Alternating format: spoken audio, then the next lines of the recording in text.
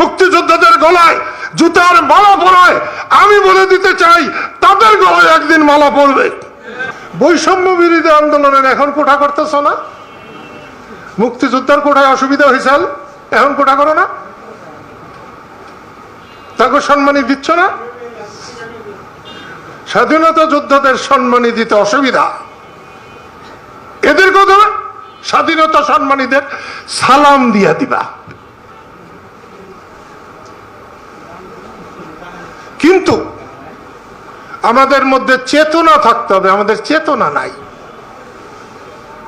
চেতনাই সব থেকে বড়। মুক্তিযুদ্ধটা হেলা খেলা না, আর মুক্তিযুদ্ধও কিন্তু 9 মাসের যুদ্ধ না। মুক্তিযুদ্ধের পিছনে আরো যুদ্ধ আছে।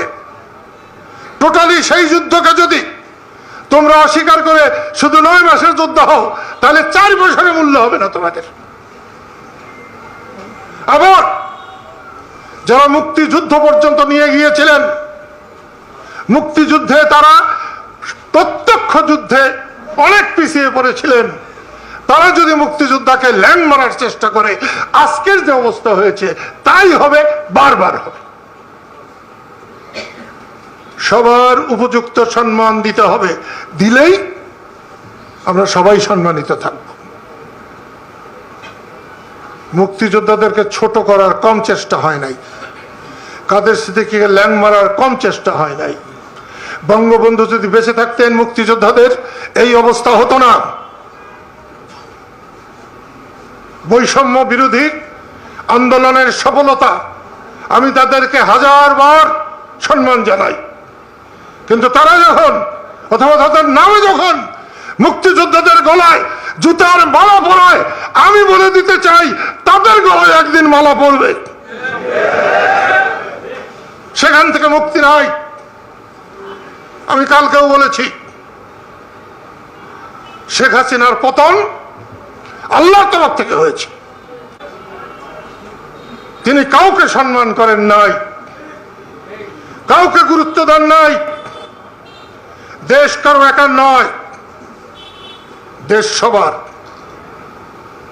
এই দেশে একটা চোর ডাকাতেরও জীবন রক্ষার দায়িত্ব রাষ্ট্রের। বিচার করুন, বিচার করে শাস্তি দিন, 10 বার ফাঁসি দিন, যদিও আমি ফাঁসির পক্ষে না, কিন্তু বিচার করে করতে হবে।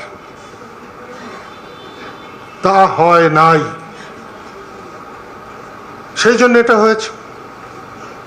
শেখ হাসিনাকে উৎখাত করে আজকে যারা বসছেন তারা কিন্তু খুব ভালো করতে পারছেন না বা করছেন না।